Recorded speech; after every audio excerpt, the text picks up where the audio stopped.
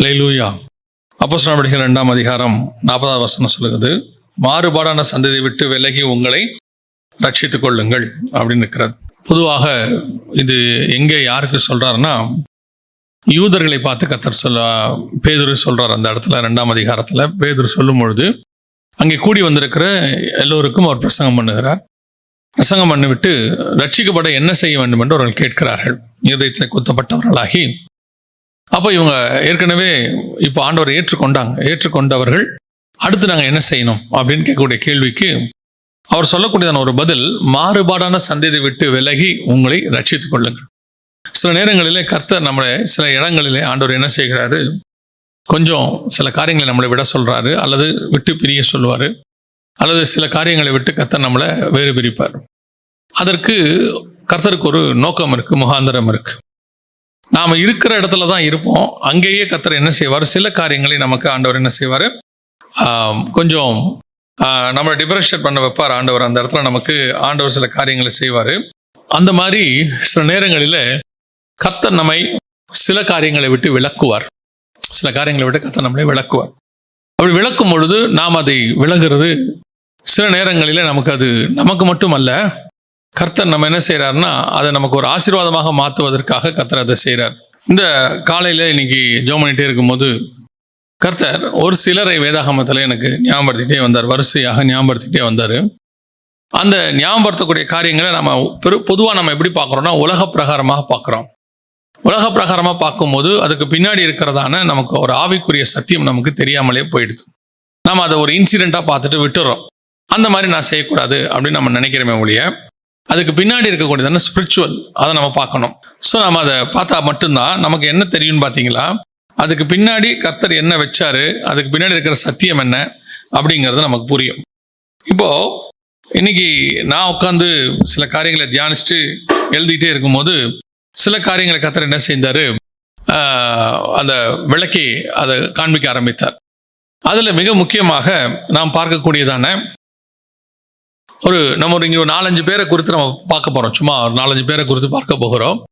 அதில் குறிப்பாக முதலாவதாக யோசேப்பை குறித்து ஏன் பார்க்கணும் அப்படின்னு சொல்லி பார்த்தபோது, யோசேப்பு பழைய ஏற்பாட்டில் இயேசு கிறிஸ்துவுக்கு முன்னடையாளமாக இருக்கிறார். வாசிங்க, ஆதியாகமத்தின் புஸ்தகம் 49ஆம் அதிகாரம் 22வது வசனம் வாசிங்க. யோசேப்பு கனிதரும் செடி, அவன் நீர் ஊற்றண்டையில் உள்ள கனிதரும் செடி, அதன் கொடிகள் சுவரின் மேல் படரும். யோவான் 15:1 வாசிங்க. நான் மெய்யான திராட்சை செடி, என் பிதா திராட்சை தோட்டக்காரர். அதுல குறிப்பாக யோசேப்பை குறித்து சொல்லும் பொழுது, யோசேப்பு கனி தரும் செடி. இயேசு சொல்றார், நான் மெய்யான திராட்சை செடி, ஒருவன் என்னில் நிலைத்திருந்தால் அவன் மிகுந்த கனிகளை கொடுப்பான் அப்படின்னு ஆண்டவர் சொல்றார். அப்போ இந்த யோசேப்புக்கும் இயேசுக்கும் நிறைய கனெக்ஷன் இருக்கு. இப்போ யோசேப்பு விற்று போடப்படுவார் 20 காசுக்கு, இயேசு 30 வெள்ளி காசுக்கு விற்று போடப்படுவார். சகோதரர்களால் முதல்ல அடிக்கப்படுவார். முதல்ல அண்ணா காய்பா இவங்க யூதர்கள் அடிப்பாங்க. அப்புறமா கொண்டு போய் புறஜாதிட்ட ஒப்படைச்சிருவாங்க. பார்த்தீங்கன்னா யோசேப்பு புறஜாதிட்ட ஒப்படைச்சிருவாங்க. அங்கே போய் சிறைச்சாலையில் இருப்பார். இங்கே பார்த்தா இயேசு கிறிஸ்துவை கொண்டு போய் அரைச்சி வச்சுருவாங்க. அங்கே யோசேப்போட 2 பேர் இருப்பாங்க, இயேசு கிறிஸ்துவோட சிலுவையில் 2 பேர் இருப்பாங்க. அங்கே ஒருத்தன் சிலுவையில் பரதீசிக்கு போயிடுவான், ஒருத்தன் கைவிடப்படுவான். இங்கே பார்த்தீங்கன்னா 2 பேரில் ஒருத்தன் மறிச்சிருவான், ஒருத்தன் ராஜா கிட்ட போயிடுவான். இப்படி கம்பாரிசன் எடுத்து பார்த்தீங்கன்னா ஒரு 22 - 27 கம்பாரிசன் இருக்கு யோசேப்புக்கும் இயேசு கிறிஸ்துவுக்குமான கம்பாரிசன். அப்படி இருக்கும் பொழுது இந்த யோசேப்புடைய மிக முக்கியமான ஒரு காரியம், இயேசு கிறிஸ்துவுக்கும் யோசேப்புக்கும் உள்ள மிக முக்கியமான ஒரு விஷயத்தை நம்ம என்ன செய்ய போறோம், இப்போ பார்க்க போறோம். வாசிங்க, ஆதியாகமம் 39:6 வாசிங்க. ஆகையால் அவன் தனக்கு உண்டானதையெல்லாம் யோசேப்பின் கையிலே ஒப்புக் கொடுத்துவிட்டு தான் புசிக்கிற போஜனம் தவிர தன்னிடத்தில் இருந்த மற்றொன்றை குறித்தும் விசாரியாதிருந்தான். யோசேப்பு அழகான ரூபமும் சௌந்தரிய முகமும் உள்ளவனாயிருந்தான். எல்லாவற்றையும் என்ன செஞ்சிட்டாரா, ஒப்பு கொடுத்துட்டார். வாசிங்க, யோவான் 13:3 வாசிங்க. தம்முடைய கையில் பிதா எல்லாவற்றையும் ஒப்புக் கொடுத்தார் என்பதையும் தாம் தேவனிடத்திலிருந்து வந்ததையும் தேவனிடத்திற்கு போகிறதையும் இயேசு அறிந்து. அப்போ இந்த இடத்துல பாத்தீங்கன்னா இங்க எப்படி ஒரு யோசேப்பு கிட்ட அந்த போர்த்திபார்னா அவர் ஜெயிலர்னு அர்த்தம். அவர் ஒரு ஜெயிலுடையதானே, அல்லது கரெக்டா நீங்க கீழே வாசிச்சு பாத்தீங்கன்னா அந்த 39ஆம் அதிகாரத்துல இருக்கும், பார்வோனுடைய பிரதானிகளில் அதிபதி அவர். அப்போ பார்வோனுக்கு அடுத்து வெரி இம்பார்ட்டன்டான பொசிஷன்ல தான் இருக்கிறார் இவர். இப்ப இவருடைய கையில தான் எல்லாமே இருக்கு. இப்ப இவர் என்ன செய்யறாரா, அப்படியே முழுவதுமாக யோசேப்பு கிட்ட எல்லாத்தையும் ஒப்பு கொடுத்துட்றார். கொடுத்துட்டு சாப்பிட்ற சாப்பாடு மட்டும்தான், மற்றபடி எல்லாமே 100% யோசேப்பு மேல அவருக்கு என்ன இருக்கு? ஒரு நம்பிக்கை இருக்குது. இந்த நம்பிக்கையை பொய்யாக்கக்கூடியதான அல்லது நம்பிக்கையை அவர்கிட்ட எடுக்கக்கூடியதான சம்பவம் ஒன்று வருகிறது. நம்ம எல்லாருக்கும் தெரிந்திருக்கிறபடி போர்த்திபாரின் மனைவி, அதுக்கு கீழே உள்ள சம்பவம் நம்ம எல்லாருக்கும் தெரியும். போர்த்திபாரின் மனைவியினுடைய சம்பவம் எல்லாருக்கும் தெரியும். நான் அதை பத்தி டீட்டெயிலாக பேச விரும்பல. ஆனால் இங்கே பிரச்சனை, இங்க என்ன விஷயம் அப்படின்னு கேட்டீங்கன்னு சொன்னா, இங்க இருக்கக்கூடிய விஷயம் என்ன அப்படின்னு கேட்டீங்கன்னா, இது இயேசு கிறிஸ்துவுக்கு ஒப்புமையாக சொல்லப்படுகிறது. இப்போ இயேசுக்கு முன்பதாக அந்த ஸ்தானத்தில் இருந்த ஒரு ஆள் யாரு? பரலோகத்தில் தேவன் இருந்தாரு. அதே மாதிரி அந்த ஸ்தானத்தில் இருந்த ஆள் யாருன்னு கேட்டீங்கன்னா பிசாசு. ஆண்டவர் என்ன பண்றாரு? பிசாசை உண்டாக்கி எல்லாவற்றுக்கும் அவனை தலைவனாக வச்சுட்டார். எசேக்கியேல் புஸ்தகம் 28ஆம் அதிகாரம் 12வது வசனம் வாசிங்க பார்ப்போம். மனுபுத்திரனே, நீ தீரு ராஜாவை குறித்து புலம்பி அவனை நோக்கி, கர்த்தராகிய ஆண்டவர் உரைக்கிறது என்னவென்றால், நீ விசித்திரமாய் செய்யப்பட்ட முத்திரை மோதிரம், நீ ஞானத்தால் நிறைந்தவன், பூரண அழகுள்ளவன். இதான் அவனுடைய மொத்த டிஸ்கிரிப்ஷன். இவங்கிட்ட பிதா, அதாவது தேவன் என்ன பண்ணி வச்சிருக்கிறாரு? தாம் உண்டாக்கின எல்லா சிருஷ்டிப்புகளுக்கும் இவன் தான் அதிபதி, பிரதானி. இவன் தான் அதுக்கு அதிபதி. எல்லாத்தையும் கொடுத்துட்டாரு காப்பாற்றுறது. இப்ப யோசிச்சு பாருங்க, பிசாசு எதை காப்பாற்ற போறான்? நம்ம எல்லாரும் தெரிஞ்சபடி காப்பாற்றுவதற்காக உண்டாக்கப்பட்ட கேருப். அப்படின்னா அவன் எதை காப்பாற்ற போறான் அப்படின்னா, நீங்க ஒருத்தர்கிட்ட இருந்து ஒருத்தரை மீட்டிட்டு வர்றதை மட்டும் காப்பாத்துறது அல்ல, உங்ககிட்ட கொடுத்ததை பத்திரமா பாத்துக்கிறதுக்கு பேரும் என்னது? காப்பாத்துறது. இப்போ உங்ககிட்ட தோட்டத்தை ஆதாம்கிட்ட கொடுத்தாரு. இப்ப ஆதாமுக்கு எதிரி யாரும் கிடையாது, ஆண்டவருக்கு எதிரி இருக்கிறான், பிசாசு இருக்கிறான். ஆனா ஆதாமு கிட்ட கொடுத்து சொன்னாரு, தோட்டத்தை பண்படுத்தவும் காக்கவும் வைத்தார். அந்த காப்பாத்துறது அப்படின்னா என்ன அர்த்தம்னா, யூ வாண்ட் டு வாட்ச் அப்படின்னு அர்த்தம். ஆண்டவர் சொல்றாரு எல்லா சிருஷ்டிப்புகள். இப்போ யோசேப்பு, இந்த பிசாசு, இந்த ரெண்டு பேருக்கு என்ன டிஃபரன்ஸ் அப்படின்னா, பார்வோனுடைய பிரதானி எல்லாத்தையும் இவங்கிட்ட கொடுத்துட்டார், மொத்தத்தையும் கொடுத்துட்டு எல்லாத்தையும் நீ பாத்துக்கோப்பா அப்படின்ட்டார். இங்க பிதா இவனை எல்லாத்துக்கும் ஒரு அதிபதியாக காப்பாற்றுவதற்காக உண்டாக்கப்பட்ட கேரு உண்டாக்கிட்டார்.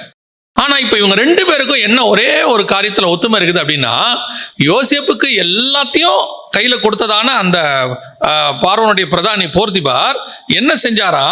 அந்த வசனம் வாசிங்க. 39ஆம் அதிகாரம் ஆதியாகமத்தின் புஸ்தகத்துல யோசேப்பு சொல்லக்கூடாது 9வது வசனத்தை வாசிங்க பார்ப்போம். இந்த வீட்டிலே என்னிலும் பெரியவன் இல்லை, நீ அவருடைய மனைவியாயிருக்கிறபடியால் உன்னை தவிர வேறொன்றையும் அவர் எனக்கு விலக்கி வைக்கவில்லை. இப்படி இருக்க நான் இத்தனை பெரிய பொல்லாங்குக்கு உடன்பட்டு தேவனுக்கு விரோதமாய் பாவம் செய்வது எப்படி என்றான். இது மனைவினா என் மாம்சம், அவருடைய மாம்சமா இருக்கு.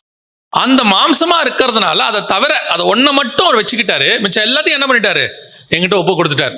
இது யோசேப்பு சொன்ன வார்த்தை. இப்ப ஆண்டவர் என்ன பண்றாரு? எல்லாத்தையும் பிசாசு கிட்ட ஒப்பு கொடுத்துட்டு சிங்காசனத்தில் மட்டும் அவர் பெரியவராக இருப்பார். இதே வார்த்தையை பார்வோன் ஒரு வார்த்தை சொல்லுவாப்ல யோசேப்பை பார்த்து. 39 வாசிங்க, 41, 39. பின்பு பார்வோன் யோசேப்பை நோக்கி, தேவன் இவை எல்லாவற்றையும் உனக்கு வெளிப்படுத்தி இருக்கிறபடியால் உன்னை போல விவேகமும் ஞானமும் உள்ளவன் வேறொருவனும் இல்லை. நீ என் அரமனைக்கு அதிகாரியாயிருப்பாய். உன் வாக்கின்படியே என் ஜனங்கள் எல்லாரும் அடங்கி நடக்க கடவர்கள். சிங்காசனத்தில் மாத்திரம் உன்னிலும் நான் பெரியவனாயிருப்பேன் என்றான். இதுதான் போர்த்திபாரோட வீட்டுல நடந்துச்சு. எல்லாத்திலையும் போர்த்திபார் எல்லாத்தையும் செஞ்சிட்டாரு. ஆனால் மனைவியை மட்டும் அவர் எனக்கு விலக்கி வைத்தார். இதுதான் தேவன் பிசாசுக்கு செஞ்சாரு. எல்லாத்தையும் ஒப்பு கொடுத்துட்டாரு, சிங்காசனத்தில் மட்டும் அவர் என்னவா இருந்தாரு? பெரியவரா இருந்தார். இப்போ இதே காரியத்தை தான் இயேசுவுக்கும் நடக்குது. வாசிங்க, பிலிப்பியருக்கு நிருபம் 2ஆம் அதிகாரம் 5வது வசனத்தை வாசிங்க. கிறிஸ்து இயேசுவில் இருந்த சிந்தையே உங்களிலும் இருக்க கடவது. அவர் தேவனுடைய ரூபமாயிருந்தும் தேவனுக்குச் சமமாயிருப்பதை கொள்ளையாடின பொருளாக எண்ணாமல் தம்மைத்தாமே வெறுமையாக்கி அடிமையின் ரூபம் எடுத்து மனுஷர் சாயலானார். இப்ப இயேசு கிட்ட எல்லாத்தையும் பிதா ஒப்பு கொடுத்தார். யோவான் 13 வாசிச்சோம். பிதா எல்லாத்தையும் ஒப்பு கொடுத்தாரு. ஆனா இயேசு எப்படி இருந்தாரா? அதை கொள்ளையாடின பொருளாய் எண்ணாமல். சாத்தான்கிட்ட கொடுத்தாரு. அவன் என்ன செஞ்சானா? வாசிங்க, அந்த வசனத்தை வாசிருங்க. ஏசாயா தீர்க்கதரிசன புஸ்தகம் 14ஆம் அதிகாரம் 13, 14 வாசிங்க பார்ப்போம். நான் வானத்துக்கு ஏறுவேன், தேவனுடைய நட்சத்திரங்களுக்கு மேலாக என் சிங்காசனத்தை உயர்த்துவேன், வடபுறங்களிலுள்ள ஆராதனை கூட்டத்தின் பர்வதத்திலே வீற்றிருப்பேன் என்றும். நல்லா கவனிங்க, கர்த்தர் ஒரே ஒரு ஸ்டெப் தான் அவனுக்கு கீழே வச்சிருக்கிறார். இப்ப எனக்கு என்ன தோணுது? அந்த ஸ்டெப்பும் நான் ஏறுவேன், அந்த இடத்துல சிங்காசனம் போடுவேன், தலைவன் ஆவேன். அப்படின்னா என்ன அர்த்தம்? தலைவனுங்கிறது யாரு? இயேசுதான் தலை. அப்ப அவனுக்கு என்ன தோணுது?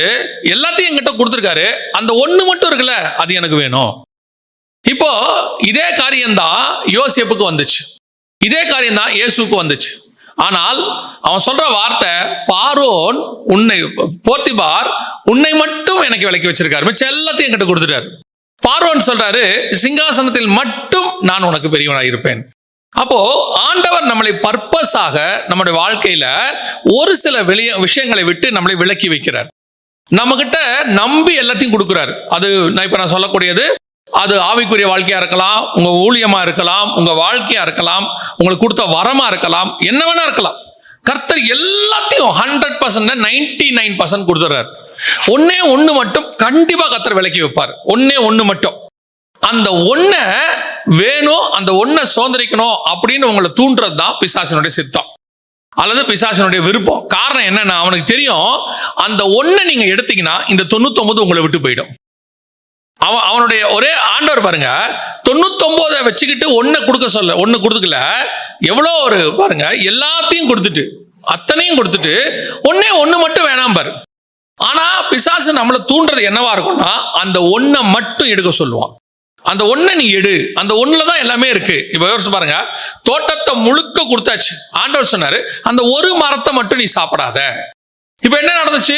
தோட்டத்தில் உள்ள சகலவித விருட்சம், ஜீவ விருட்சம் அத்தனைக்கும் அதிகாரி எதை வேணாலும் சாப்பிடலாம். இப்ப பாருங்க, இன்னைக்கே நமக்கு இவ்வளவு சாப்பிடறதுக்கு வெரைட்டிஸ் இருக்கு. ஆதாமுக்கு எவ்வளவு வெரைட்டிஸ் இருந்திருக்கும், அதுவும் தோட்டத்துக்குள்ள எவ்வளவு இருந்திருக்கும். ஆனா அந்த ஒண்ணு மட்டும் எது வேணாங்கிறாரோ அதுதான் சொல்றது, விலகி இருக்க சொல்லி. ரட்சிப்புக்கு அது மிக முக்கியமான விஷயம். ஆண்டவர் சில விஷயங்களை அதுல என்ன ஒரு பிரச்சனை இருக்கும் அப்படின்னு கேட்டீங்கன்னா, போர்த்திபாரின் மனைவி செய்யறது போர்த்திபாரின் மனைவிக்கு தவறாக தெரியல. அந்த அம்மா கரெக்டுன்னு தான் சொல்றேன், ஏன்னா அன்னைக்கு ஊர் சட்டப்படியே சரிதான், கரெக்டா தான் இருக்குது. ஆனால் அவன் சொல்றான், தேவனுக்கு முன்பாக என்ன ஒண்ணு விலக்கி வச்சிருக்கிறாரு, அவ்வளவுதான். இப்போ இந்த விஷயம் ஆதாமுக்கு எதுல வரல? நன்மை தீமையத்தக்க விருட்சத்துல வரல. ஆண்டவர் என்கிட்ட எல்லாத்தையும் கொடுத்திருக்காரு, அந்த ஒண்ணை மட்டும் சாப்பிட வேணான்னு சொன்னாரோ? அவன் கேட்டான், ஆமா சாப்பிட வேணாம்னு சொல்லியிருக்காரு, அதை சாப்பிடு. எது உனக்கு வேணான்னு ஒன்று சொல்லப்படுகிறதோ அதைத்தான் அப்படின்னு சொல்லுவாங்க. அப்போ மாறுபாடான சந்ததி விட்டு விலகி அப்படின்றதுக்கு அர்த்தம் என்னன்னா, வெறும் மனுஷனை மட்டும் விலகுறது இல்ல, கர்த்தர் சில நேரங்களில் உங்களையும் என்னையும் ஒரு உயர்வுக்காக, அது கூட எதுக்காக நீங்க நினைக்கிறீங்க? எதுக்காக? இப்ப இந்த போர்த்திபார் வீட்டுல யோசேப்பு அந்த உண்மையா இருந்தனுடைய விளைவு அடுத்து என்னாச்சு? ஒரு உயர்வு வந்துச்சு. போர்த்திபாருக்கும் மேல போயிட்டான், பிரதானிக்கும் மேல போயிட்டான். ஆனா இப்பவும் சிங்காசனத்தில் மட்டும் நான் உயர்ந்திருப்பேன். இப்போ யோசேப்பு பர்ஃபெக்டா இருந்துட்டாரு.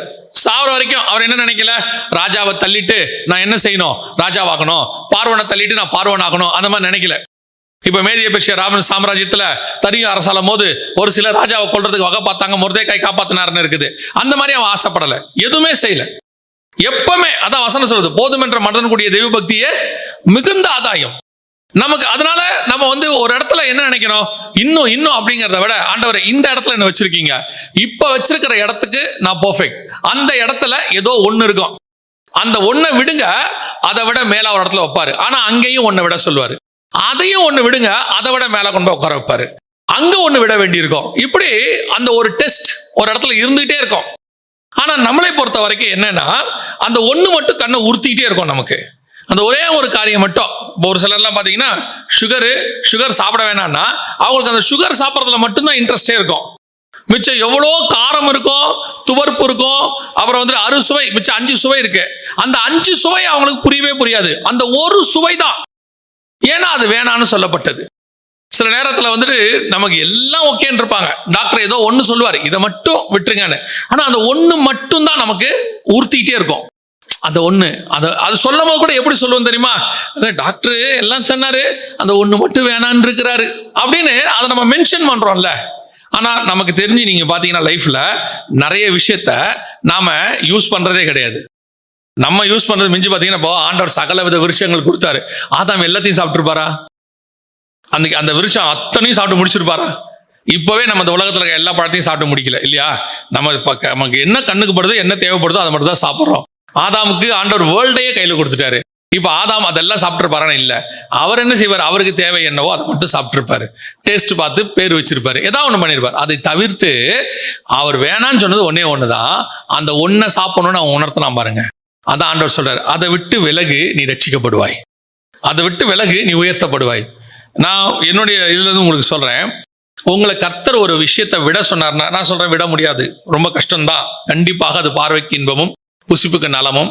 அது சில இடத்துல இப்போ என்னை யூகே விட சொன்னார் ஆண்டவர்.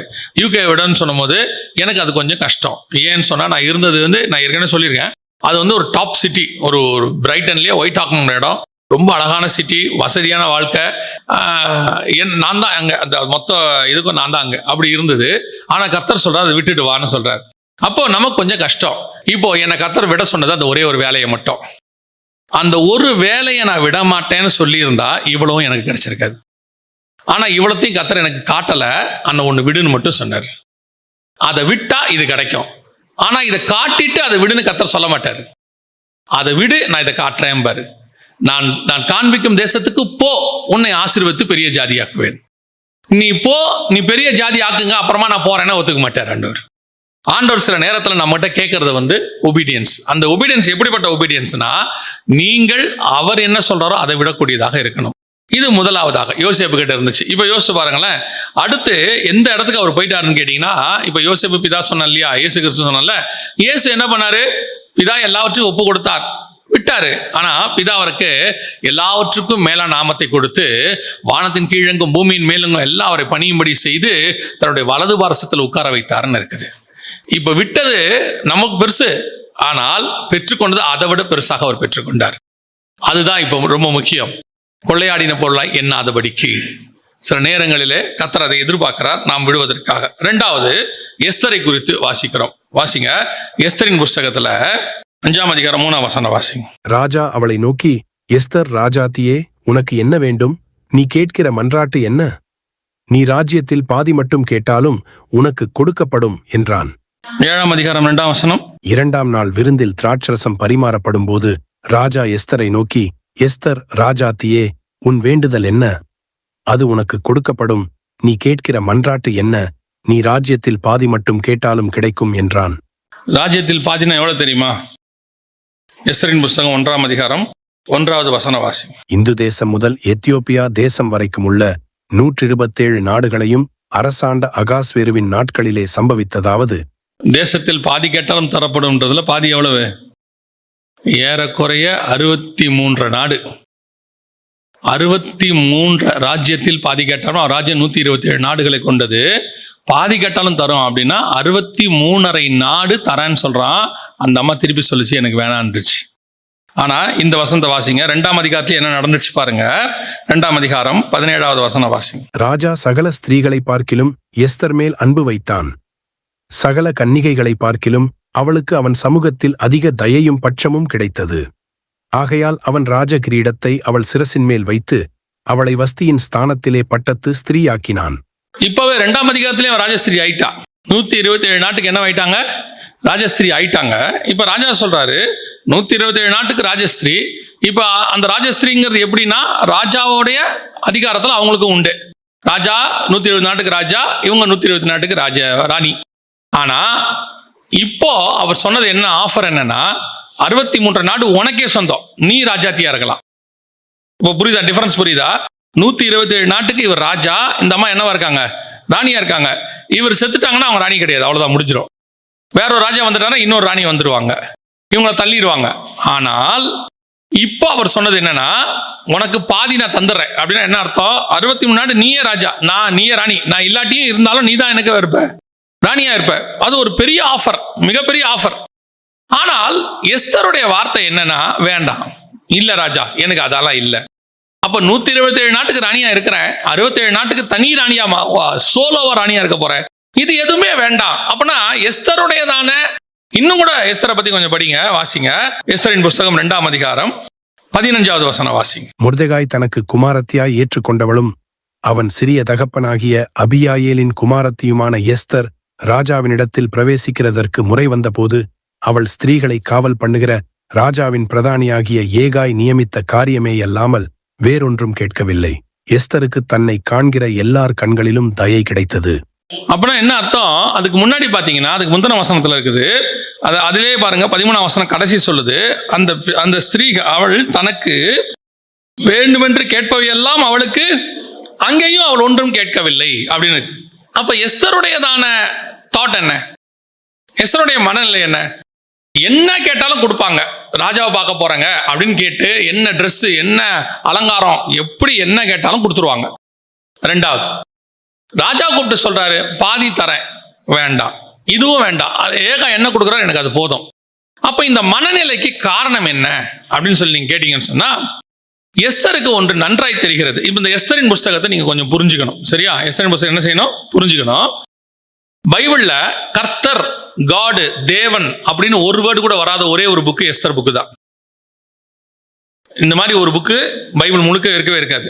காடு, லார்டு, அல்மைட்டி, ஆண்டவரை பத்தினதான ஒரு வார்த்தையும் இருக்காது. ஒரு வார்த்தை ஆண்டவரை பத்தி எதுவுமே எஸ்தர் புக்ல இருக்கவே இருக்காது. ஆனால் எஸ்தரின் புஸ்தகம் நமக்கு பைபிள்ல கொடுக்கப்பட்டிருக்கு. என்ன காரணம் அப்படின்னு கேட்டீங்கன்னா, எஸ்தரின் புஸ்தகம் வந்து முழுக்க முழுக்க நியூ டெஸ்ட்மெண்ட்டை பிரதிபலிக்கக்கூடியதான ஒரு புக்கு. நீங்க புரிஞ்சுக்கோங்க. இப்போ இது கொஞ்சம் ஆழமா இருக்கும், நீங்க புரிஞ்சுட்டா தெரியும். எஸ்தர் புஸ்தகத்துல பாத்தீங்கன்னா மொர்தெகாய்னு ஒருத்தர் இருக்கிறார்.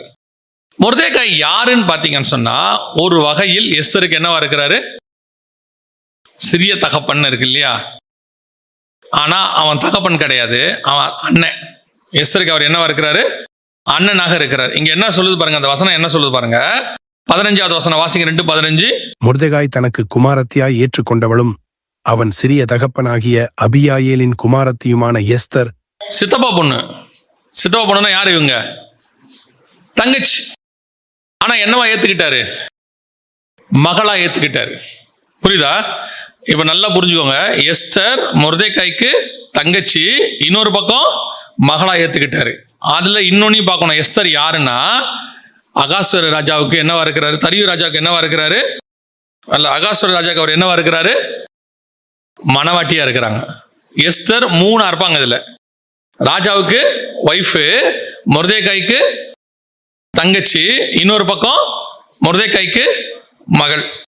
இந்த 3 கேட்டகரியுமே சபையானது தேவனுக்கான தொடர்பு. புரியுதா? சபை ஒரு வகையில் பிதாவுக்கு குமாரராக நாம் இருக்கிறோம். இன்னொரு வகையில் இயேசு கிறிஸ்துவுக்கு மனவாட்டியாக இருக்கிறோம். இன்னொரு வகையில் இயேசுவுக்கு சகோதரியாக இருக்கிறோம். அதனாலதான் உன்னத பாட்டில் நம்மளை பார்த்து சொல்லுவாரு, என் சகோதரியே, என் மனவாளியே. ஏன் சகோதரியா இருக்கிறோம்? எப்படி அப்படின்னு கேட்டீங்கன்னா, பிதாவோட வழியிலிருந்து பார்த்தீங்கன்னா இயேசு முதற் பேரானவர், நாம 2வது. அப்ப அந்த வழியில பார்த்தா நாமெல்லாம் யாரு? சகோதரர்களாக இருக்கிறோம். அதுவே இந்த வகையில பார்த்தீங்கன்னு சொன்னா, இயேசுவின் வகையில பார்த்தா அது யாரு? மனவாட்டி. இன்னொரு வகையில பார்த்தீங்கன்னு சொன்னா பிதாவுக்கு மகள். 3 வகையிலும் அதுல இருக்கும். இந்த 3 எஸ்தர் புஸ்தகத்துல இருக்கும். அதான் அந்த ஸ்பிரிச்சுவல் புக்கு ரொம்ப டீப்பாக இருக்கும். இது மட்டும் இல்ல, அதுல இருக்கிற எல்லாமே இந்த மாதிரி ஒரு ஸ்பிரிச்சுவல் தாட்டுக்குள்ள தான் வந்துகிட்டே இருக்கும். அதை ஸ்பிரிச்சுவலா படிச்சா மட்டும்தான் புரியும். இல்லைன்னா வெறும் ஹிஸ்டரி புக்கு அப்படின்ட்டு அந்த ஹிஸ்டரியில உங்களுக்கு ஒண்ணுமே இருக்காது. விசுவாசத்துக்கு ஒண்ணே இருக்கும். அதுலயும் கர்த்தர் செஞ்சார்னே இருக்காது. மொர்தெகாயும் எஸ்தரும் சேர்ந்து செஞ்சாங்கன்னு இருக்கும். கர்த்தருங்கிற வேர்டே இருக்காது. உங்களோட ஸ்பிரிச்சுவல் லைஃபுக்கு நீங்க இப்படி தியானிக்காம எஸ்தர் புக்கு தியானிக்கவே முடியாதுன்னு வச்சுக்கோங்க. இப்போ எஸ்தர் சபை, அதான் ரொம்ப இம்பார்ட்டன்ட். கொடுக்கறது யாரு? நல்லா புரிஞ்சுக்கோங்க. ராஜா, பரலோகத்தின் தேவன் தராரு. ஆனால் தரும்போது அவர் சொல்லக்கூடிய வார்த்தை என்ன? மணவாளன் தரும்போது எனக்கு ஒண்ணுமே வேண்டாம். இப்ப ஏகா யாருன்னு பாத்தீங்கன்னா ஹோலி ஸ்பிரிட்டுக்கு அடையாளம். கொண்டு போய் ஒப்படைப்பாங்க. அவர் தான் எஸ்தரை ராஜாவுக்கு ஏற்ற மாதிரி, மணவாளனுக்கு ஏற்ற மாதிரி மாத்துவார். யார்கிட்ட ஒப்படைப்பாரு? 7 தாதிமார்ட்ட ஒப்படைப்பாரு. நம்ம எல்லாரும் அறிந்திருக்கிறபடி 7 சபைகளுடைய உபதேசம் நமக்கு இருக்கு. கொரிந்தில இருந்து தெசலோனிக்கர் வரைக்கும் 7 சபைகளுக்கான உபதேசம் இருக்கு. இதை வைக்கிறாங்க. அதுக்கப்புறம் வெளிப்படுத்தல 7 சபை இருக்குது. இதை வச்சு நம்மள ஆண்டவர் ரெடி பண்றாரு. அப்போ நல்லா கவனிச்சீங்கன்னா, பரிசுத்த ஆவியானவர், ஏகாங்கிறதுக்கு பரிசுத்த ஆவியானவர், அந்த பரிசுத்தங்கிறதுக்கான ஒரு வேர்டும் இருக்கு ஹீப்ரூல. அப்ப நல்லா கவனிச்சீங்கன்னா, பரிசுத்த ஆவியானவர் நம்மள 7 சபையின் உபதேசத்தை வச்சு ரெடி பண்றாரு. யாருக்கு? மணவாளனுக்கு ஏற்ற மாதிரி ரெடி பண்றாரு. ஆனால் இப்படி இருக்கும்போது மனவாட்டி நம்முடைய குணாதிசயம் என்னவா இருக்கு அப்படிங்கறத அங்க பிரதிபலிக்குது. எஸ்தர் சொல்றாங்க, ஹோலி ஸ்பிரிட் ஏகா கொடுத்தவை அல்லாமல் வேறு ஒன்றையும் அவங்க என்ன செய்யவில்லையா? கேட்கவே இல்லை. எல்லாரும் கேட்கறாங்களாமா, ராஜாவுக்கிட்ட தான் போறோம், ராஜா தான் கொடுக்கிறாரு, ராஜாவுடைய நாமத்துல தான் எல்லாம் கிடைக்குது, என்ன கேட்டாலும் கிடைக்கும், என் நாமத்தினால எவைகள் கேட்கிறீர்களோ அவைகளை பெற்றுக்கொள்வீர்கள். ஆனால் வசனம் சொல்லுது, ஏகா என்ன கொடுத்தாரோ அதை தவிர அவள் எதையும் வாங்கவில்லை. அப்படின்னா என்ன அர்த்தம்? இயேசு சொல்றாரு, ஒரு நாள் வரும் நீங்கள் ஒன்றும் என்னை கேட்க மாட்டீர்கள். இப்போ சபையினுடையதான மிக முக்கியமான ஒரு காரியம் என்ன அப்படின்னா, இங்கிருந்து ராஜாவை பார்க்க போறோம். ராஜாவை பார்க்க போறதுக்கு இந்த பரிசுத்த ஆவியானவர் நமக்கு என்ன கொடுக்கிறாரோ அதை மட்டும்தான் பெற்றுக்கொள்ள வேண்டும். அதை மட்டும்தான் வாஞ்சிக்கணும், அதை மட்டும்தான் விரும்பணும். அதை தவிர வேற யார் எதை கொடுத்தாலும், இப்போ ராஜா சொல்றாரு, ஆண்டவரே சொல்றாரு, அப்படி உங்க கணக்குக்கு சொல்றேன், ஸ்பிரிச்சுவல் கணக்கு சொல்றேன், இதுல பாதி கேட்டாலும் உனக்கு என்ன செய்யப்படும்? தரப்படும். ஆனா எஸ்தருக்கு நல்லா தெரியுது, நீங்க என்ன கிரீடத்தை தலையில வச்சுட்டீங்க. வேதம் சொல்லுது, ஜெயம் கொள்கிறவன் எவனோ அவனுக்கு நான் ஜீவ கிரீடத்தை தருவேன். சிங்காசனத்தில் கூட உட்கார வைத்தான், அரை ஆசனத்தில் உட்கார வைத்தான் இருக்கு ஆசனத்துல. இயேசு சொல்றாரு, ஜெயம் கொள்கிறவன் என்னோடு கூட எங்க உட்கார்ந்து கொள்வேன்? சிங்காசனத்தில் உட்கார வைத்துக் கொள்வேன். அப்போ இயேசுதான் அந்த கான்செப்டுக்காக உங்களுக்கு சொல்றேன். இந்த பூமியில பாதி என்ன வேணுமோ எடுத்துக்கோ, எது வேணா எடுத்துக்கோ. ஆனால் எஸ்தருடைய தாட் ஒன்னே ஒண்ணுதான் இருக்கு, எனக்கு இதெல்லாம் வேணாம் ராஜா, இதெல்லாம் வேணாம், என் ஜனங்கள் ரட்சிக்கப்பட வேண்டும், என் ஜனங்கள் என்ன செய்ய வேண்டும்? காப்பாற்றப்பட வேண்டும். இதுதான் நம்முடைய மிக முக்கியமான தாட். இந்த தாட் வரணும்னா இதை நீங்க ஒதுக்கணும். ஏங்க இதுக்கு அதுக்கு என்ன சம்பந்தம் இருக்கு? ராஜாத்திய 62 நாட்டுல உட்காந்தா என்ன இருக்கு? இப்போ சொல்றேன், ஆத்ம பாரம் வரணும்னா, நீங்கள் அந்த ஆத்ம பாரத்தோட ஜனங்களோட போகணும்னா, உலகத்தை நேசிக்கிறவனால அதை செய்யவே முடியாது. அவங்க ராஜாத்தியா உட்காந்துட்டாங்கன்னா, ஒரு சாதாரண விஷயத்துக்கு தான் சொல்றேன், ராஜாத்தியா உட்காந்துட்டாங்கன்னா நீங்க என்ன பண்ணுவீங்க? அடுத்து கேட்டீங்கன்னா, ராஜ்யத்துக்குரிய காரியங்களை பார்க்க தொடங்குவீங்க. அரசாட்சியை பத்தி பார்க்கணும். நாட்டுக்கு எவன பிசாசு என்ன பண்ணுவானா, அடுத்து சண்டை போடுறதுக்கு ஆள் அனுப்புவான். நீங்க சண்டை போட்டுக்கிட்டு இருப்பீங்க. இந்த பக்கம் என்னவா இருப்பீங்க? பிஸியா இருப்பீங்க. உங்களால யாரை பார்க்க முடியாது? ஜனங்களுக்கான மன்றாட்டு இருக்காது. சோ இங்க நம்முடைய வேலை என்ன அப்படின்னு கேட்டீங்கன்னா, முழுக்க முழுக்க ஜனங்களுக்காக இந்த பூமியில இருக்கிற வரைக்கும் அதற்காக இதை நீங்க விடணும். எஸ்தருக்கு இதுக்கு நல்லா தெரியுது, நான் என்னதான் 62 நாட்டுக்கு ராணியா இருந்தாலும், இப்ப மொர்தெகாய் கையில இருக்கிறார், மொர்தெகாய் கூட வச்சுக்கலாம். ஏகா இருக்கிறார், யாரோனா அங்க வச்சுக்கிட்டு அரசாட்சி பண்ண முடியுமா? பண்ணலாம், அதெல்லாம் செய்யலாம். ஆனா ஆண்டவர் சொல்றாரு, இந்த உலக மேன்மையை நீ விடாமல் உன்னால் ஆத்ம பாரத்துக்குள்ள வரவே முடியாது. எதனால மிஷினரிகள் அவ்வளவு தூரம் இங்க எல்லாத்தையும் விட்டுட்டு வந்தாங்கன்றோம். இன்னைக்கு அவங்களுக்கு நமக்கு என்ன டிஃபரன்ஸ் பாருங்க. இங்க உட்கார்ந்துகிட்டு அதை நம்மளால செய்யவே முடியல. இங்க நல்ல உலகத்துல ஆளுகை செய்யணும். உலகத்தை இப்போ ஒரு உதாரணத்துக்கு நான் சொல்றேன், லேண்ட் வாங்கணும்னு நான் முடிவு பண்ணிட்டேன்னு சொன்னா என் மைண்ட் முழுக்க அது இருக்கும்னா, ஆத்ம பாரம் என் மைண்ட்ல வரவே வராது. நான் வேற எதையோ ஒன்று செய்யணும்னு முடிவு பண்ணிட்டேன்னா, என் தாட்டு முழுக்க அதுல இருந்துச்சுன்னா ஆத்மா வராது. அவளுக்கு எஸ்தருக்கு நல்லா தெரியுது, என்னதான் நீங்க சிங்காசனில் உட்கார வச்சுட்டீங்களே, என்னதான் கிரீடத்தை வச்சுட்டீங்களே, இனி பாதி கொடுத்தா என்ன, முழுசு கொடுத்தா என்ன? இப்படி யோசிச்சு பாருங்க எஸ்தருடைய வியூல எப்படி இருக்கு பாருங்க. நான் ஒரு அடிமை பெண், அந்த நாட்டுக்கு யாரு? அடிமை பெண். என்ன கொண்டாந்து இப்ப எங்க உட்கார வச்சிருக்கீங்க? அரியாசனத்துல உட்கார வச்சு என் தலையில கிரீடத்தை வச்சிருக்கீங்க. இதுவே எனக்கு எப்பேற்பட்டது? The best. இப்ப யோசிச்சு பாருங்க, ஒண்ணுமில்லாத உங்களை என்னையும் ராஜாக்களும் ஆசாரியருமே கர்த்தர் மாத்தி இருக்கிறார். இந்த அழைப்பே இருக்குல்ல, இந்த அழைப்பு இதுவே உலகத்துல பெருசு இல்ல. இதுக்கு நடுவுல நான் ஏன் 62 நாட்டுக்கு ராஜா வாங்கணும்? இதுக்கு நடுவுல நான் ஏன் எனக்கு அது வேணும் இது வேணும்? கேட்கிறவை எல்லாம் கிடைக்கப்படும். ஆண்டவரே நாம எதை சிலர்லாம் பாருங்க இதுலயே இருப்பாங்க மைண்ட் செட். ஆனா உங்களை என்னைய கர்த்தர் அழைச்சது எதுக்கு தெரியுமா? அழகா மொர்தெகாய் சொல்லாப்ல, யாருக்கு தெரியும் இந்த நாளுக்காக நீங்க கொண்டாந்துருப்பாய். ஆண்டவர் சொல்ல அந்த இடத்துல சொல்லுவாரு, 4ஆம் அதிகாரத்துல மொர்தெகாய் சொல்லுவாரு, 13வது வசனம் வாசிங்க. மொர்தெகாய் எஸ்தருக்கு திரும்ப சொன்னது, நீ ராஜாவின் அரமனையில் இருக்கிறதினால் மற்ற யூதர் தப்பக்கூடாதிருக்க நீ தப்புவா என்று உன் மனதிலே நினைவு கொள்ளாதே. எதுக்கு கர்த்தர் நம்மளை கொண்டாந்து இப்படி உட்கார வச்சிருக்கிறாரு? ஏன் இவங்களுக்கு நடுவுக்கெல்லாம் கர்த்தர் நம்ம அளவுல நம்மளை ராஜகுமாரத்தி மாதிரி வச்சிருக்காரு, ராஜகுமாரன் தான் வச்சிருக்கிறாரு. ஏன் அப்படின்னா, ஒரு காலம் இருக்கு, இந்த காலத்திற்கு உதவியா இருக்கும்படிக்கு. இப்ப நம்மளை கர்த்தர் ஏன் இப்படி உட்கார வச்சிருக்கிறாருன்னா, ஏதோ ஒரு அவருடைய வேலைக்கு ராஜகுமாரத்தையா உட்கார வைக்கிறதுக்காக கர்த்தர் நம்மளை நம்ம வசதியா, ஐயோ பாவம் கீழே இருந்தா கஷ்டப்படுவாங்கிறதுக்காக இல்ல, அதுக்கு கொண்டு கர்த்தர் மேல உட்கார வைக்கல. இங்க உட்கார வச்சா ஒரு வேலை நம்மளால செய்ய முடியும்ன்றதுக்காக கர்த்தர் கொண்டு உட்கார வச்சிருக்கிறார். ஆனா நாம இங்க உட்காந்துட்டு என்ன பண்ணிட்டு இருக்கிறோம் அப்படின்னா, அந்த மற்ற ஸ்திரீகளை போல எனக்கு ஏகா என்ன கொடுப்பாரு, எனக்கு அதை கொடுங்க இதை கொடுங்க, என்ன கேட்டாலும் கிடைக்கும் பைபிள் சொல்லுது. ஆண்டவர் சொல்லியிருக்கிறார். ஆண்டவர் சொல்றாரு, உங்களுக்கு என்ன தேவை என்பதை பரமபிதா முன்பே அறிந்திருக்கிறார். அவருக்கு தெரியும். பொல்லாதலாகி நீங்கள் உங்கள் பிள்ளைகளுக்கு நல்ல ஈவுகளை செய்யும் போது பரலோகத்தில் இருக்கிற பிதா செய்வது அதிக நிச்சயம். God will do. ஆனால் இங்க என்ன நடந்துட்டு இருக்குது?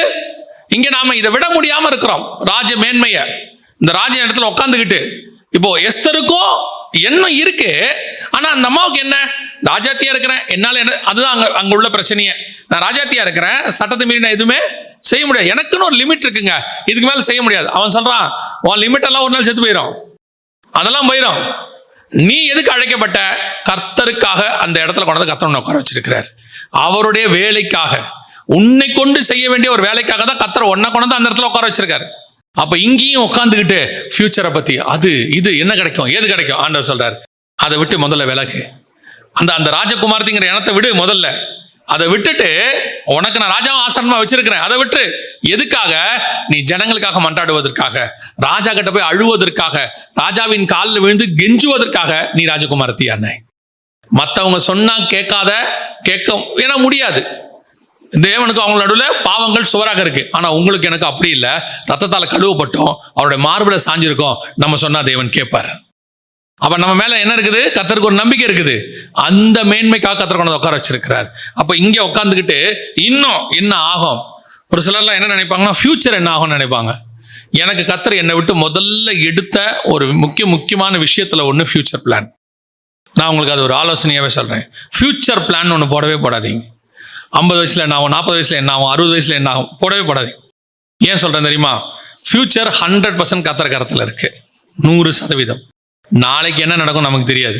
இப்ப நான் 60 வயசுக்கு பிளான் பண்ணி 60வது வயசுல இதெல்லாம் பண்ணிட்டு, சிலர்லாம் சொல்லுவாங்க, எல்லா வேலையும் முடிச்சுட்டு நான் ஊழியத்துக்கு வரேன், ரிட்டையர் ஆகிட்டு வரேன்பாங்க. அதுக்குள்ள செத்து போயிட்டு என்ன ஆகுது? கர்த்தர் எதுக்கு நம்மளை இங்க வச்சிருக்கிறாரோ அது.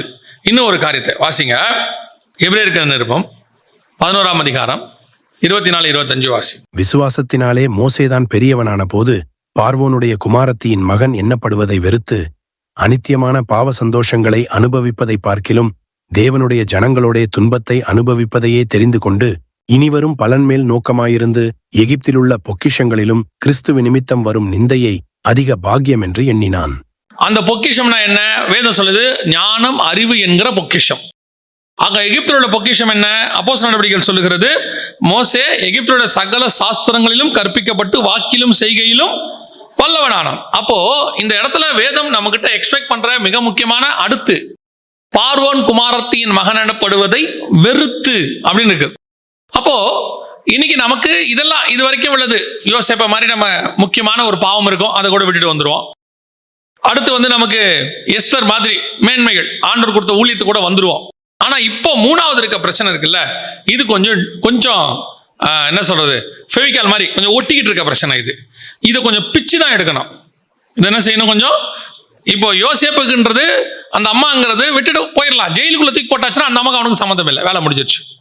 இப்போ எஸ்தர் ராஜகுமாரத்தி, ராஜா பார்த்து சொல்றாருன்னு வச்சுங்க, இனிமேட்டு ராஜகுமாரத்தி இல்ல, வஸ்தியை தள்ள மாதிரி தள்ளிட்டாருன்னா வேலை முடிஞ்சிருச்சு. ஆனா இது அப்படி இல்லை.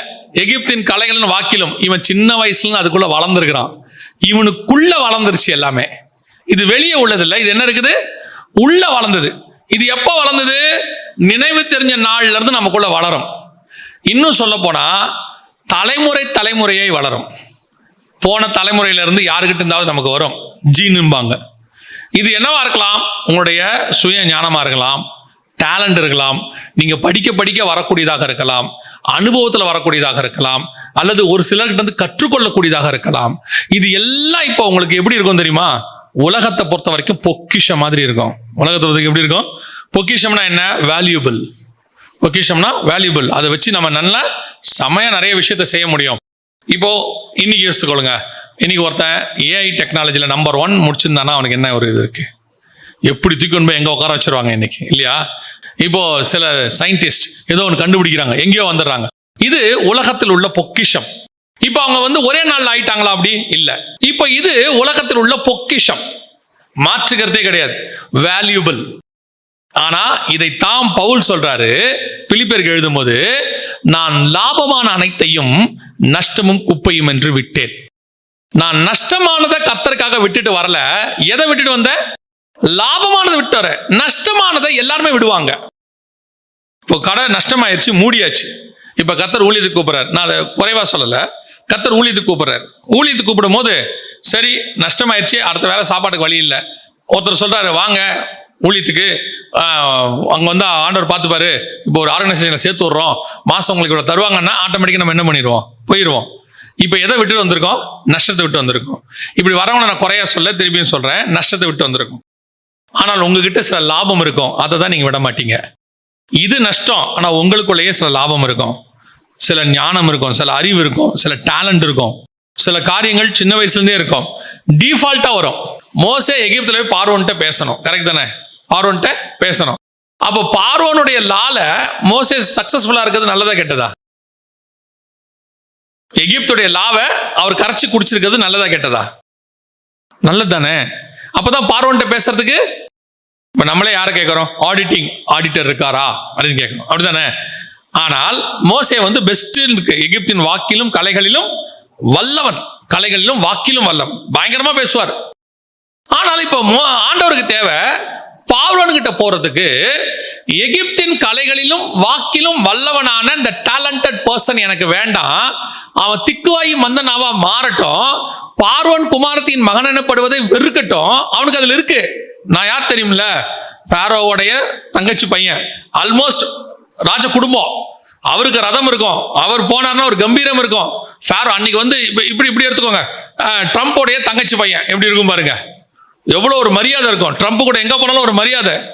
அதுவும் இல்லாம வாக்கிலும் கலையிலும் வல்லவன், தி பெஸ்ட், எங்க போனாலும் ஒரு தனி மரியாதை இருக்கும். ஆனால் வசனம் சொல்லுது, நான் உன்னை எடுத்து பயன்படுத்தணும்னா இதை நான் நஷ்டம்னு சொல்லல, இது வேஸ்ட்னு சொல்லல, இது பொக்கிஷங்கிறேன். ஆனா இது வேணாங்கிறார் ஆண்டவர். இப்ப நம்ம என்ன செய்வோம்? டேலண்ட் உள்ளவனை தான் செலக்ட் பண்ணுவோம். நம்ம எப்பவுமே என்ன செய்வோம்? டேலண்ட் உள்ளவன் தான் நமக்கு செலக்ட் பண்ணுவோம். நான் என்கிட்ட ஒரு என்ன சொல்ற ராங் வியூ இருந்துச்சு. அப்ப இங்க மினிஸ்ட்ரிக்கு ஆண்டவர் சொன்னாரு, நான் அனுப்புவேன் ஆட்களை, நீ யாரையும் கூப்பிடாத, அவங்களா வரட்டும்னு சொன்னார். அப்ப வர்றவங்கள நம்ம எடுக்கும் போது நான் என்ன செய்வேன்னா, அவங்கள என்ன யூஸ் பண்ணலாம், என்ன படிச்சிருக்காங்க அப்படின்னு கேட்பேன். இவங்களை எதுக்கு யூஸ் பண்ணணும், அவங்களுக்கு என்ன தெரியும், நம்ம மினிஸ்ட்ரியில எந்த இடத்துல இவங்களை யூஸ் பண்ணலாம், அவங்க படிப்பு என்ன, இந்த ஆங்கிள் பார்த்துக்கிட்டு இருந்தேன். ஒரு நாள் ஆண்டவர் சொன்னாரு, அப்போ அட்மினிஸ்ட்ரேஷனு, அந்த கம்ப்யூட்டர் பார்க்கறது, எடிட் பண்றது, வீடியோ பண்றது, ஷூட் பண்றது, இது மட்டும்தான் ஊழியம்ங்கிறியா? அப்ப ஊழியம்னா என்ன? அப்ப நான் என்ன பண்ணிருக்கணும்? போட் ஓட்டுறதுக்கு 4 பேரை நான் என்ன பண்ணிருக்கணும்? சீசர்களை கூட்டு வந்திருக்கணும். ஏன்னா கலிலேயா ஓரத்தில் நம்ம என்ன பண்ண போறோம்? டெய்லி ஊழியம் பண்ண போறோம். அப்போ போட் ஓட்டுறவங்க தான் நல்லா இருக்கும் அப்படி சொல்லி நான் பேதுருவையும் யோவானையும் கூப்பிடல. அவங்க அப்போஸ்தலர்கள், அவங்கள எல்லாத்தையும் விட்டுட்டு வான்னு சொன்ன, தேவைப்பட்டா போட் ஓட்ட யூஸ் பண்ணிப்பேன். ஆனா நான் அவங்கள அழைச்சது அப்போஸ்தலரா தான். நீ அவங்கள பார்க்க வேண்டியது அப்போஸ்தலரா தான் பார்க்கணும். அவங்க இப்ப என்ன பண்ணுவாங்க? யோவான்ல 4ஆம் அதிகாரத்துல இருக்கு, சாப்பாடு வாங்கும்படி போயிருந்தார்கள் அப்படின்னு இருக்கு. என்ன போயிருந்தாங்க? சாப்பாடு வாங்கும்படி போயிருந்தாங்க. இப்போ பேதுரு சொல்லலாம்ல, நான் யார் தெரியும்ல, 2 போட் வச்சிருந்தேன், நான் சொந்தக்காரன், எனக்கு போட் நிறைய மீன் இருக்கு, பணக்காரன், என்ன போய் சாப்பாடு வாங்க சொல்றீங்களா அப்படின்னு சொல்லாமா இல்லையா? இல்லைன்னா இவர் சொல்லலாம், மேத்யூ சொல்லலாம், நான் கவர்மெண்ட் ஸ்டாஃப் தெரியும்ல, நான் ரோம கவர்மெண்ட்ல ஒர்க் பண்ணிட்டு இருந்தேன், மாசம் என் சம்பளம் என்ன தெரியுமா, என்ன போய் சாப்பாடு வாங்க சொல்றீங்களா, நீங்க போங்க போயிட்டு வாங்க, நான் அப்படி ஓரமா உட்காந்துருக்கேன் சொல்லலாம். ஆனா வசனம் சொல்லுது, சாப்பாடு வாங்கும்படி ஊருக்குள் போயிருந்தார்கள். இதுதான் காட் எனக்கு சொல்லி கொடுத்தாரு. பார்வோன் குமாரத்தின் மகன் எனப்படுவதை வெறுத்து. சில நேரத்துல கத்த நம்ம கிட்ட சில ஷார்ப் கார்னர்ஸ் இருக்கும். கோலியாத்தை அடிக்கணும்னா நமக்கு என்ன வேணும்? கோலியாத்தை ஜெயிக்கிறதுக்கு என்ன வேணும்? கூழாங்கல் எப்படி ஆகும் தெரியுமா? பெபிள்ஸ் எப்படி உருவாகும் தெரியுமா? பெபிள்ஸ் இயற்கையாகவே பெபிள்ஸா வராது. நார்மல் கல் மலையில தண்ணியில என்ன செய்யும்? உருண்டு உருண்டு உருண்டு உருண்டு உருண்டு அது சில காத்துல அது இதுன்னு அடிக்கப்பட்டு அது எப்படி உருவாகும்? எல்லா பக்கமும் கார்னர் இல்லாத ஒரு கல்லாக மாறும். அதுக்கு பல வருஷங்களாகும், சில 100 வருஷங்களாகும். அந்த மலையில இருக்கிறது உடஞ்சி உடஞ்சி உடஞ்சி கல்லா மாறுறதுக்கு எல்லா கார்னர்ஸும் உடையணும். இப்போ ஒரு நாள் கோலியாத்தை வீழ்த்துறதுக்கு இந்த கூழாங்கல் எத்தனை வருஷம் ரெடி ஆயிருக்கும்? எத்தனை வருஷம் ரெடி ஆயிருக்கும்? பல வருஷம். நான் ஆண்டவர்கிட்ட நான் அப்படி வசனம் தியானிக்கும் போது கேட்டேன். ஆவியானவரும் உணர்த்தினாரு, நோவாவுடைய பேழை எவ்வளோ நாள் ஊழியம் பண்ணுச்சு? ஊழியம் எவ்வளோ நாள் பண்ணுச்சு? 1 வருஷம். அவங்க பேழைக்குள்ள போய் அடுத்த வரும்போது 1 வருஷம் கரெக்டா. முதல்ல 600ஆம் வருஷம் 2ஆம் மாதம் 17ஆம் தேதி உள்ள போவாங்க. 601வது வருஷம் 1ஆம் மாதம் 17ஆம் தேதி வெளியே வருவாங்க. கிட்டத்தட்ட 1 வருஷம் அந்த பேழை என்ன பண்ணிருக்கு? ஊழியம் பண்ணிருக்கு. ரெடியானது 100 வருஷம். 100 வருஷம் ரெடியாகி 1 வருஷம் ஊழியம். சரி, இப்போ மோசே எத்தனை வருஷம் ரெடி ஆனாரு? மோசே எத்தனை வருஷம் ரெடி ஆனாரு? 80 வருஷம். பிறக்கும் போதே மோசே மேலே கர்த்தருக்கு பிளான் இருக்கு. ஆனால் ஈஜிப்டில் 40 இயர்ஸு, மீதியான் தேசத்தில் 40 இயர்ஸ். இந்த 40 இயர்ஸ் கற்றுக்கிட்டதை விடுறதுக்கு அடுத்த 40 இயர்ஸ், மொத்தம் 80 வருஷம். எத்தனை வருஷம் ஊழியம் பண்ணாரு? 40 வருஷம். இயேசு எத்தனை வருஷம் ஊழியம் பண்ணாரு? எத்தனை வருஷம் ரெடி ஆனாரு? இந்த ரேஷியோ கரெக்டா?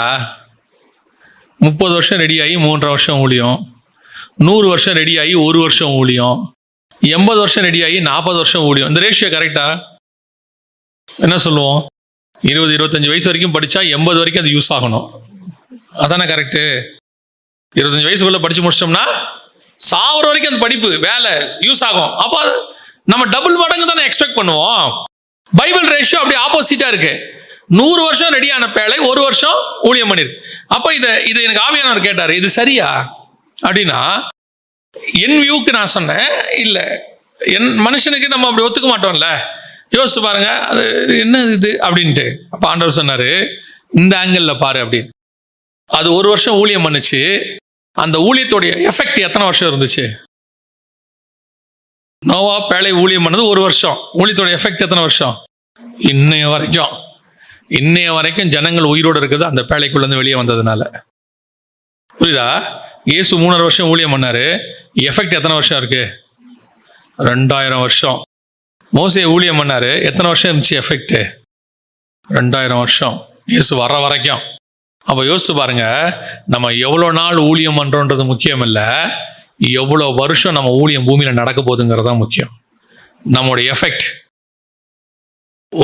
ஒரு சிறைச்சாலைக்குள்ள இருந்து ஒரு 7 லெட்டர் எழுதுறாரு. 7 லெட்டர் தானே? ஆமா, சிறைச்சாலை நிருபங்கள் 7, கரெக்ட். 7 லெட்டர்ஸ். மொத்தம் ஒரு 13 புக்கு, 7 புக்கு ஜெயிலில் எழுதினது. சிறைச்சாலைக்குள்ள இருந்து ஒரு லெட்டர் எழுதுறாரு. அவருக்கு நினைச்சிருப்பாரா ஒரு 1000 கோடி பேருக்கு இந்த லெட்டர் போகும்னு? 2000 வருஷத்துல ஒரு மினிமம் நான் சொல்றது போகும் நினைச்சிருப்பாரா? இன்னைக்கே 800 கோடி பேர் இருக்காங்க. 1000 கோடி பேருக்கு இந்த லெட்டர் போகும் நினைச்சிருப்பாரா? இல்ல. அவர் எவ்வளவு வருஷம் ஊழியம் பண்ணாரு? 30 வருஷம். செத்து போயிட்டாரு, சிறைச்சாதம் பண்ணப்பட்டார். ஆனால் அவருடைய ஊழியம் எத்தனை வருஷம் இருக்குது? 2000 வருஷமா இருக்கு. அப்போ இந்த 2000 வருஷம் உங்க மினிஸ்ட்ரி நடக்கணும். கிறிஸ்து வர வரைக்கும் மட்டுமல்ல, நம்முடைய ஊழியம் கிறிஸ்துவுக்கு அப்புறமும் பரலோகத்திலும் இருக்கு. அவர் கூட போய் உட்காந்து ஆளுகை செய்ய போறோம்.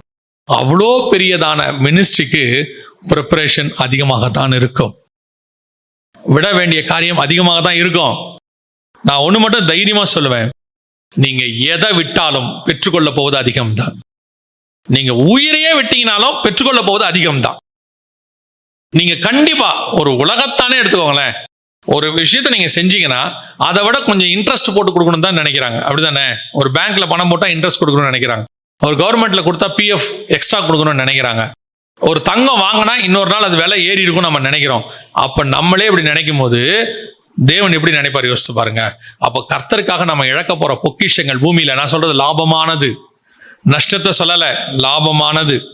அந்த லாபமானது நீங்க நினைக்கக்கூடிய எதை விட்டாலும் அதை விட அதிகமாகத்தான் நம்ம ஒன்று பெற்றுக்கொள்ள போகிறோம். அதை விட குறைவாய் பெற்றுக்கொள்ளவே மாட்டோம். இம்மையிலும் சரி மறுமையிலும் சரி. நான் வேணா சாட்சியில வேணா தைரியமா சொல்லிக்கிறேன். என்ன சொல்லிக்கிறேன்? வேலையை விட்டுட்டு வந்தேன். நான் வேலையை விட்டுட்டு அந்த வேலையில இருந்தா இதை செஞ்சிருக்க முடியுமானா முடியாது. இதை விட முக்கியம், இந்த வேலையில இருந்திருந்தா இன்னைக்கு இவ்வளவு பேருக்கு ஆண்டவர் கொண்டு போனாரு, இது அங்கிருந்தா போயிருப்பேனா மாட்டேன். என் குடும்பத்துக்கு நான் பிரயோஜனமா இருந்திருக்கலாம். என் மனைவி 2 பிள்ளைகளுக்கு நான் ஏதோ ஒன்று படிக்க வச்சிருக்கலாம், அவங்களுக்கு ஒரு சொத்து சேர்த்திருக்கலாம். இவ்வளவுதான் நடந்திருக்கும். ஆனா இன்னைக்கு இதை தான் சொல்றேன், நம்ம எப்பவுமே லாபமானது விடுறதுக்கு கத்துக்கணும். லாபமானது எது நமக்கு ஆண்டவர் லாபம் நினைச்சு நீங்க கொடுத்துருக்காரு நீங்க நினைக்கிறீங்களோ அதை விட சொல்லும் போது என்ன செய்யணும்? தைரியமா விடணும். இயேசுக்காக இழந்தவர் எவரும் தரித்திரர் ஆனதில்லைன்னு எமில் அண்ணனுடைய பாட்டு இருக்குது. கிறிஸ்துவுக்காக இழந்தவர் எவரும் தரித்திரர் ஆனதில்லை. எந்த ஒரு விஷயத்திலும் கைவிடப்படவே மாட்டோம். ஒருவேளை எத்தனையோ மிஷனரிஸ் இங்க இறந்துட்டாங்க, ரத்த சாட்சியா மறிச்சாங்க. ஆனா அவங்க எல்லாருமே இன்னைக்கு ஒரு சீடா மாறி இன்னைக்கு அப்படியே 1000 லட்சக்கணக்கில் ஆத்துமாக்களை அவங்க ஆதாயம் பண்ணியிருக்கிறாங்க. இன்னைய வரைக்கும் பண்ணிக்கிட்டு தான் இருக்கிறாங்க. ஸோ காட் உங்ககிட்ட எக்ஸ்பெக்ட் பண்றது என்னன்னா லாபமானது. இப்போ எஸ்தர் விட்டது லாபம்தான், ஆனால் அவங்க இல்லாம இருந்தாங்க, அது அவங்க கையை விட்டு போறதுக்கு வாய்ப்பு இருக்குது. யோசேப்பை விட்டது பாவம், அவர் இன்னும், ஆனால் அதுவும் கஷ்டம். ஆனால் இது இருக்கிறதுலே கஷ்டம் நமக்குள்ள இருந்து வர்றது. பார்வோன் குமாரத்தியின் மகன் எனப்படுவதை வெறுத்து, அது உள்ளுக்குள்ளேயே வரணும். உள்ளுக்குள்ளேயே தாட் இருக்கும். சில நேரங்கள்லாம் நம்ம சொல்லும் போதெல்லாம் நான் சொல்லுவேன், ஆனா ஆண்டவர் எனக்கு அப்புறப்போ உணர்த்துவார். எங்க அம்மாவுடைய அந்த குணம் அப்படிம்பேன். ஆண்டவர் சொல்வாரு, இன்னும் உனக்கு அந்த குணம் இருக்குது அப்படிம்பாரு. இன்னும் உனக்கு என்ன இருக்குது? அந்த குணம் இருக்கக்கூடாது, உனக்கு ஏன் குணம் தான் இருக்கணும். எங்க அம்மாவுடைய நஷ்டமான கேட்ட லாபம், அவங்க கிட்ட இருந்து நல்ல குணம். ஆனா ஆண்டவர் சொல்வாரு, அதையும் நீ விடணும். அது உலகத்துக்கு ஆசீர்வாதமா இருந்துச்சு, நீ பரலோகத்துக்கு ஆசீர்வாதமா இருக்கணும், அந்த குணத்தை விடணும். அதை விட்டா கர்த்தர் நம்மளை பரலோகத்துக்கு ஆசீர்வாதமாய் மாத்துவார். அல்லேலூயா.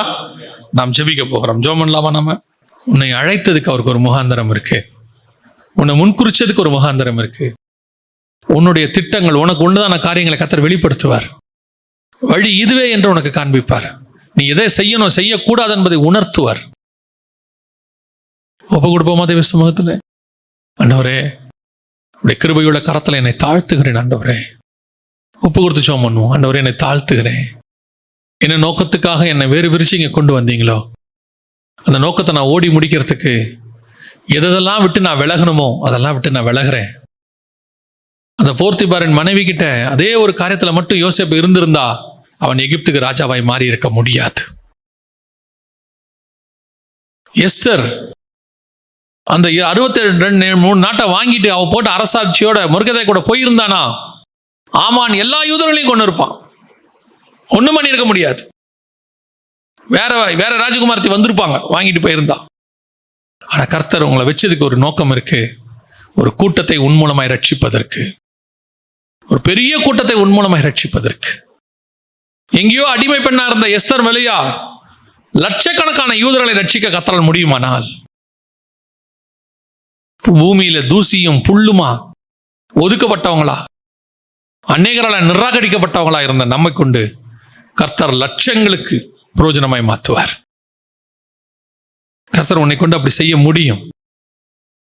அதைத்தான் அது சொல்லுது. கடைசியாய் மோசே சில காரியங்களை வெறுக்க வேண்டி இருந்துச்சு. அன்னைக்கு அவன் பார்வோன் குமாரத்தியின் மகன் வெறுத்தான். அதுக்கு பதிலாக அவனுக்கு என்ன கிடைச்சது தெரியுமா? பார்வோன் குமாரத்தியின் மகன் என்பதை பார்க்கிலும் இப்போ அவன் யார் தெரியுமா? தேவனுக்கு சிநேகிதன், என் வீட்டில் எங்கும் உண்மை உள்ளவன். பார்வோனுடைய வீட்டில் குமாரத்திக்கு மகனா இருக்கிறத விட தேவனுடைய வீட்டில் அவன் ஊழியக்காரனா இருக்கிறான். எவ்வளவு பெரிய ஆசீர்வாதம்! அதுக்கு தான் கர்த்தர் அதை விட சொன்னாரு. ஞானம் அறிவு என்கிற பொக்கிஷத்தை கொஞ்சம் விடு, எகிப்தின் பொக்கிஷத்தை விட்டுரு. உன்னை கர்த்தர் எடுத்து பயன்படுத்துறதுக்கு காரணம் வேற காரியம். ஒப்பு கொடுப்போமா? கர்த்தரும் கூட இடைப்பட்டிருந்தா மட்டும் ஒப்பு கொடுத்து ஆண்டவர்கிட்ட கரங்களை உயர்த்தி, ஆண்டவரே இன்னைக்கு என்னோடு கூட பேசினேன், தனிப்பட்ட முறையில் பேசினேர். என் அழைப்பை குறித்து, என் வாழ்க்கையை குறித்து இன்னைக்கு என்னோடு கூட பேசி இருக்கிறீங்க. நல்ல தகப்பனே, சர்வ வல்லமை உள்ள எங்கள் ஆண்டவரே, இந்த ஆராதனைக்காக உமக்கு நன்றி. ஒரு சிலரை நான் கூடி வந்தோன்னு எங்கள் மத்தியில் வந்தீர் ஆண்டவரே. எங்களோடு கூட இடைப்பட்டீங்க, அசைவாடினீங்க, பேசுனீங்க, உணர்த்துனீங்க, இன்னும் செய்ய போறீங்க. வழி நடத்துங்கப்பா. இந்த பிள்ளைகள் அத்தனை பேரும் இன்னைக்கு மட்டும் இல்லை, நீங்க வர்ற வரைக்கும் உடைய கரத்துல ஒரு கருவியாக, மலைகளை உடைக்கத்தக்கதான கூர்மையும் புதிதுமான கருவிகளாக இருக்க கிருபை பாராட்டும். எங்க பிள்ளைகள் அத்தனை பேரும் உமக்கென்று வைராக்கியம் உள்ள சாட்சிகளாய் நிக்கட்டும்.